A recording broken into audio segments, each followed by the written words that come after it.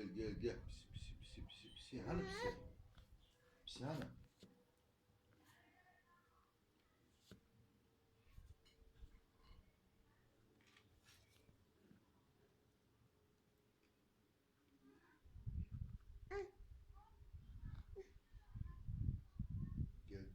Gel.